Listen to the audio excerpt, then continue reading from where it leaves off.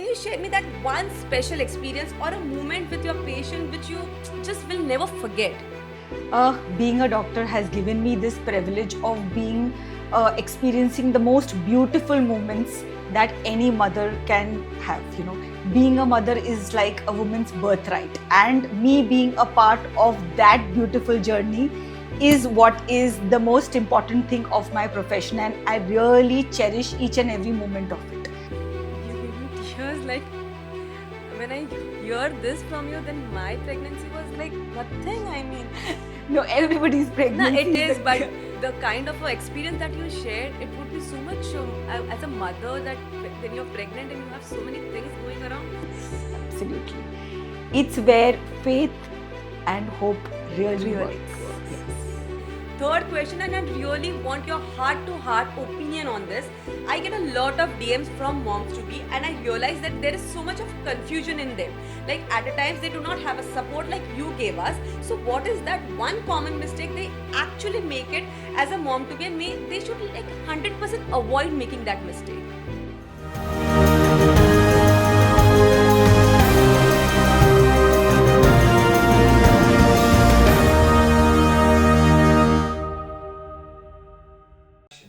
Hi guys, I am Anjali Veera. You guys know me as the sassy mom. आज हमारे podcast में बहुत ही ज़्यादा एक स्पेशल गेस्ट आया है जो मेरे दिल के बहुत ही ज़्यादा करीब है. एंड ऐसे तो मैंने बहुत कुछ बातें की है, प्रेगनेंसी, पोस्टपार्टम, पेरेंटिंग, कितना कुछ हमने बात की है, बट ये इंसान के बारे में हमने आज तक कभी भी बात नहीं की है. ये इंसान मेरी पहली प्रेगनेंसी, मेरी पहली जिगली की जो प्रेगनेंसी वो इतनी कॉम्प्लिकेटेड थी, बहुत सारे उतार चढ़ाव थे, एंड ये पर्सन मेरे साथ हमेशा खड़ा रहा है. यस, बट मैं आज धवल की बात नहीं कर रही हूँ. आज मैं बात कर रही हूँ डॉक्टर मेघना सरवैया मैम की. She is a OB gynaecologist. She is from Cloud9 Hospital. She has more than 20 years of experience. She has actually done 30 to 100 plus deliveries. Isn't that great? Actually having this time of ma'am is such a great thing for our podcast, and I'm really grateful ma'am for having you over here with us. Thank you so much, Anjali, for having me here today. So let's jump into today's podcast. It's really very exciting to actually ask you this question. So ma'am, the first question that I really want to ask you is, becoming a mother is like biggest blessing on the earth, and you must have seen so many cases till now. Can you share me that one special experience or a moment with your patient which you just will never forget? Being a doctor has given me this privilege of being experiencing the most beautiful moments that any mother can have. Being a mother is like a woman's birthright, and me being a part of that beautiful journey is what is the most important thing of my profession, and I really cherish each and every moment of it. But even going back and thinking, there have been a lot of movements wherein a lot of complicated cases which I've handled. As you said that your pregnancy was also complicated, but if I'm going to talk about the most difficult thing, which was a long journey for me to manage, was of a patient who had come to me trying for a pregnancy, already type 2 diabetic with a lot of things, or history of PCOS, and she genuinely wanted to conceive. So we did all her treatment. Luckily, she conceived also soon. First trimester of pregnancy was quite smooth, had a little ups and downs, but nothing much. Second trimester of pregnancy, at about 4 months, on a routine sonography, we realized that the fluid of the baby has become zero. So normally a pregnancy grows well only if the fluid around the baby is good, or at least good amount of fluid. Otherwise the baby gets cramped up. This can happen if the baby has had, or if the mother has had premature water leakage, but in her case, that was also not the case. It was just a sudden thing. We did all her investigations. Everything turned out to be normal. And because nothing was happening, almost 17 to 24 weeks, almost up to 6 months, we were exactly in the same situation. It did not worsen, but it did not get better either. We gave her the option, because now we are officially allowed to terminate complicated pregnancy right up to 24 weeks of pregnancy. So we gave her the option. She decided not to terminate, but to continue till the time her baby would be alive. So like magic, after the 6th month, the fluid started increasing. Obviously, we gave her all the support. We were giving her IV fluids, IV drips, everything. So from 25 weeks onwards, right up to 36 weeks, we had the fluid go up. everything. Every alternate day she was in the hospital, doing all the drips, everything, taking oxygen therapy at home, taking all medications vaginally, orally, fluids, everything what we could do.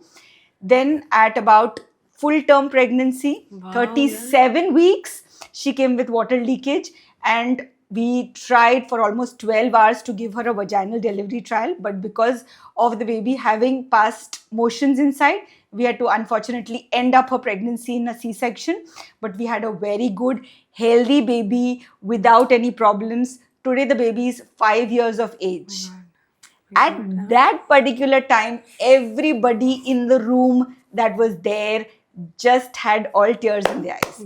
Holding her baby in my hands was the biggest thing that we could have had for her. It was a moment which we have almost lived for 20 weeks, trying to reach that moment. So it's something which it's been very close. I will never forget the patient, and it's one of the most challenging thing. Pregnancies are challenging for the mother, but when it comes to challenging for the doctor, I think this is one episode which is very, very close to my heart. You gave me tears. Like, when I hear this from you, then my pregnancy was like nothing. I mean, No, everybody's no, pregnancy it is is, a- but the kind of experience that you shared, it would be so much as a mother that when you're pregnant and you have so many things going around. Absolutely. It's where faith and hope really works. Yes. Second question, which is actually personally very close to my heart, and I want to ask you that you have seen my first pregnancy with Jiggly. It was a edgy pregnancy. I have talked about a lot on my social media and have got trolled also a lot of time. I want to actually ask you, how common is it? How risky is that? And what is your biggest fear when you handle such cases? Yeah, so HG or hyperemesis gravidarum affects almost 0.5 to 3% of pregnancies. We see it very commonly. मतलब वो morning sickness, सुबह उठ के ही patients are vomiting. We no longer hear the word morning sickness. वो सुबह भी हो रहा है, दोपहर को भी हो रहा है, शाम को भी हो रहा है.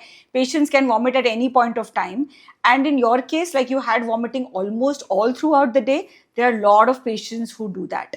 If there is excessive vomiting, so much that the patient is unable to eat anything, is just vomiting the whole day, is not able to withhold inside any food or water, the patient gets severely dehydrated, will have severe electrolyte imbalance, sodium, potassium, chloride सब लो हो जाते हैं, इतना कि उसके body में से सारा का सारा एनर्जी चला जाता है. That is the time when these patients may require hospital admission, correction of all the electrolytes, everything. वो लोगों को ऐसा भी लगता है कि अरे बहुत ज़्यादा कर रहे हैं. Probably that is the reason why you got trolled on it also. But it is very, very normal and natural to have it. In some cases, it may be very severe. अगर मैं case के बारे में बात करूँ, तो she had so much of vomiting. आप बोलोगे कि 17 weeks of pregnancy, मतलब almost 4.5 months of pregnancy, she had 17 kgs of weight loss. मतलब प्रेगनेंसी शुरुआत हुई तब से ही वॉमिटिंग कंटिन्यूस था, इतना कि she thought it was normal and kept neglecting it. By the time she came to me, इतना था कि हर ब्लड शुगर्स वर लो, पूरा इलेक्ट्रोलाइट्स ऊपर नीचे था, and her body had gone into ketoacidosis. Now if I have to talk about and explain a little कि keto acidosis क्या होता है, so that is actually जो आप keto diet follow करते हैं. I think there are a lot of things available today about keto diet and people have used it for weight loss. So there your entire metabolism is dissolving all the fat. So जितना energy आपको daily activity के लिए चाहिए, that goes from fat because you have completely cut off carbohydrates. So that severe ketoacidosis will ultimately can lead to death of the patient also. So she and her husband came to me at 17 weeks कि बस अभी आप हमारी pregnancy terminate कर दो. We don't want the child. Somebody who conceived after 10 years of marriage, for them their pregnancy was very important. So for me to get it right, मैं उनको बहुत समझाया, उनको बोला हाँ ठीक है, give me a week's time. If you are not able to correct everything, then we will think about termination. But we collected all her electrolyte imbalance, all the vitamin deficiency, especially thiamine deficiency is a lot in these cases because they are so dehydrated. उसके सारे के सारे electrolytes, everything we could get, everything covered back, and gave her IV fluids 8 days, no food or water, nothing was given to her. Everything we could give it only through IV, corrected everything. On the 8th day उसने और मैंने साथ में बैठ के उसके room में खिचड़ी खाई है, after which she never had a single episode of vomiting, and we've been able to pull on her pregnancy right up to 38 weeks. That is, completely full term. 1 week before her due date, she came with pains, and we had a vaginal delivery also. So these journeys are with a lot of ups and downs. What is really important is that we need complete support. We need the right time to report to the doctor so that we are able to correct the electrolyte imbalance earlier on, rather than us reaching it, to a stage where it may be hampering the life of the mother as well as the baby. So it's not something which is to be neglected. Yes, it is not very common, but wherever it is, it needs to be treated, and we need maximum support from all the entire family for managing this part of pregnancy. Third question, and I really want your heart to heart opinion on this. I get a lot of DMs from moms to be, and I realize that there is so much of confusion in them. Like at times they do not have a support like you gave us. So what is that one common mistake they actually make it as a mom to be, and they should like 100% avoid making that mistake? So today in the world of social media, we have every mother who wants to take all the opinion from social media. You know what? When I tell and talk to my patients, I tell them, okay, moment you are pregnant, you will get advice from everybody. So you have the gurus, who are all your mother-in-laws, your office colleagues, everybody who is there to tell you what to do and what not to do. And then but you still don't even rely on them. And you rely on Mahaguru, which is Google Baba. So everybody is looking, the moment you have a symptom, you're relying on Google, you're searching on it, and whatever Google tells you, you will have it on, and you start thinking, and you'll sometimes have the same symptoms also. So what I try to tell mothers is, please listen to your doctor. When a doctor is there, they know your pregnancy well. They know what you want and what is required for you. Everybody's pregnancy is different. Even you had 2 pregnancies and they were different, right? Correct. Yes. So that's how it is there. So every mother has different symptoms. What may suit me may not suit you in your pregnancy. Correct. What may suit your sister but may not suit you. And your doctor understands it very well. Google, unfortunately, is not written by doctors. Now in the world of AI, people are just asking AI for every answers. Unfortunately, AI will never be able to replace gynecologists. It may be able to replace some doctors, some fields, but gynecologist, no. Still, you will have your doctors wanting to be there to understand your symptoms and guide you in the right way. Googling everything, trying to ask social media for all your symptoms will lead you to more trouble. And you may be late to get to your symptoms or understand what is happening to you. We want to avoid that being late. So you need to be in time to your doctor. If you are experiencing any abnormal symptoms, rather than asking Google, it is better to ask your doctor. It's not Google, but why to ask even elders? Like their time was different, their experiences was different.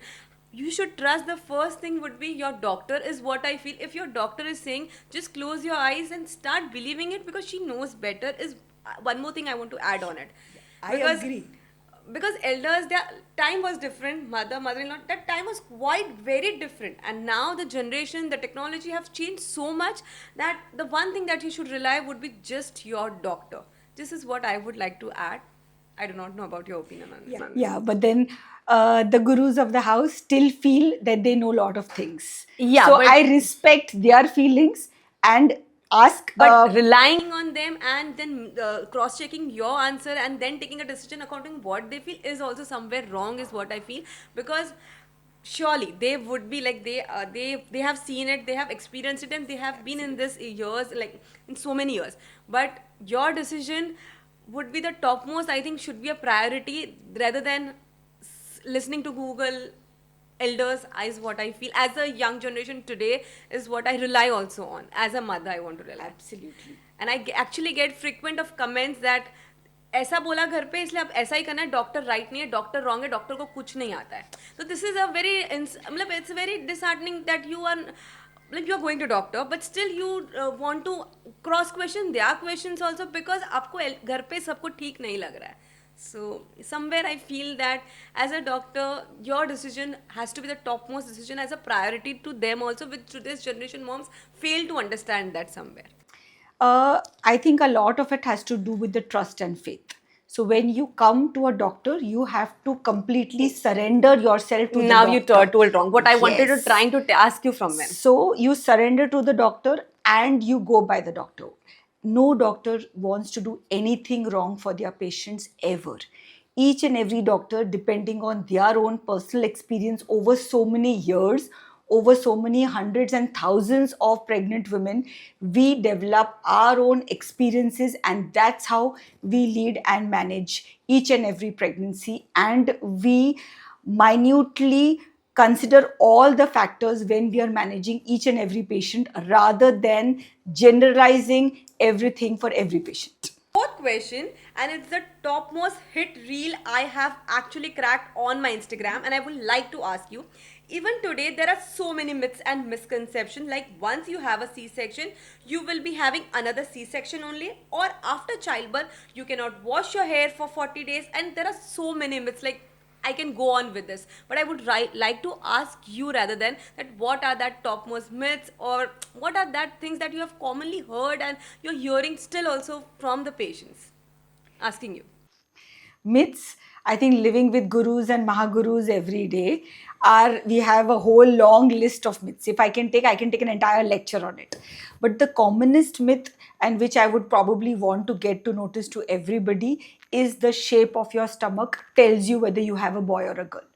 I think it puts in so much into the pregnant women's mind. Everybody coming home and telling, "Arey ladka hi hoga, arey pet dekh ke ladka hi hoga." So this is what gets to her mind.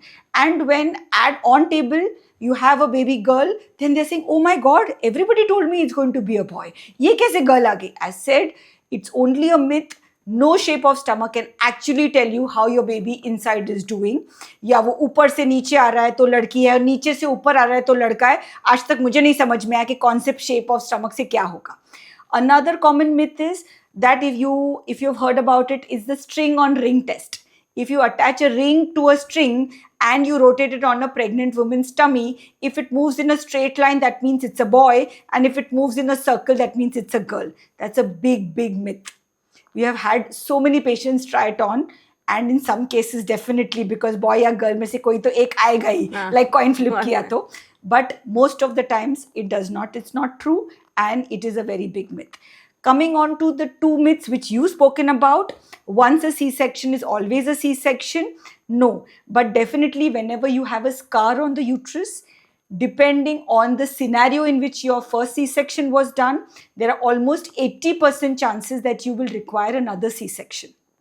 Okay, 20% chance that if you are very active, if everything is all right, your first C-section was a planned, not an emergency C-section, you can definitely have a vaginal delivery.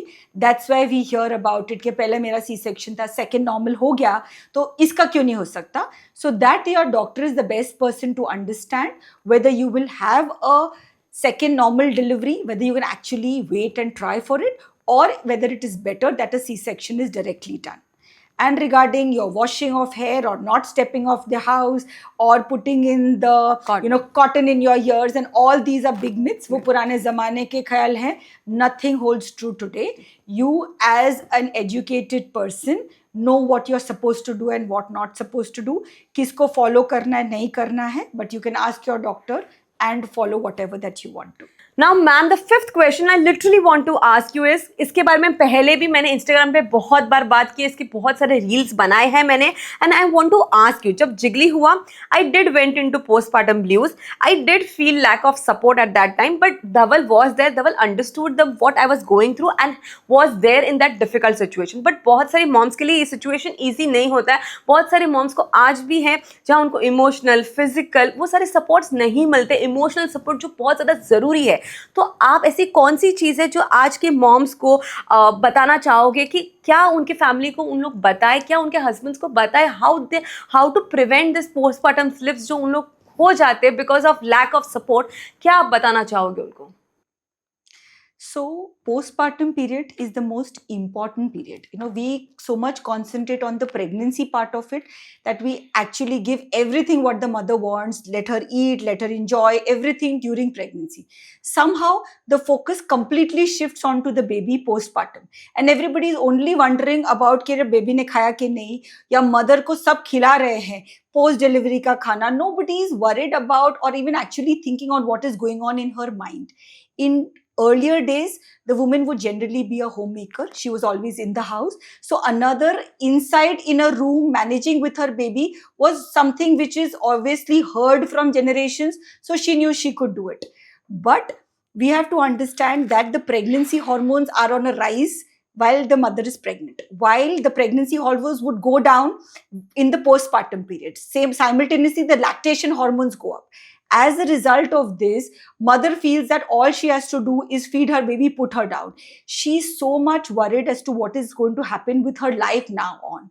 There is a time, because she's so used to stepping out of the house, eating food that she wants to eat. She's not even allowed to eat normal ghar ka khana, but she's only allowed to eat the specific foods, the specific laddus and ghee and everything, which in today's world is also something which is not required, but it is still there all the time. So because she's shut indoors without anybody trying to do anything for her, is what leads her into either first step is postpartum blues, which if we pick it up as doctors and family members, we are able to manage it. And if not picked up, then only it would get into postpartum depression.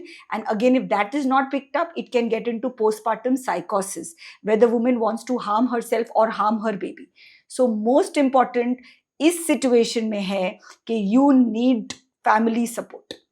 घर वालों को उसको ये बोलना है कि baba we are very happy with what you have done, whether she is undergone normal delivery, section, whether it's a boy or a girl, she has not had any role in it. She has done her best to manage her pregnancy as well as her delivery. We need to give her all the support. As doctors, as husband, as family people, you need to tell her, not tell her कि अरे you should be happy you have a baby with you. No, you tell her, I know it's hard on to you, but we are there with you. We are there in the journey. You should worry about her resting rather than बच्चे को दूध पिलाया कि नहीं.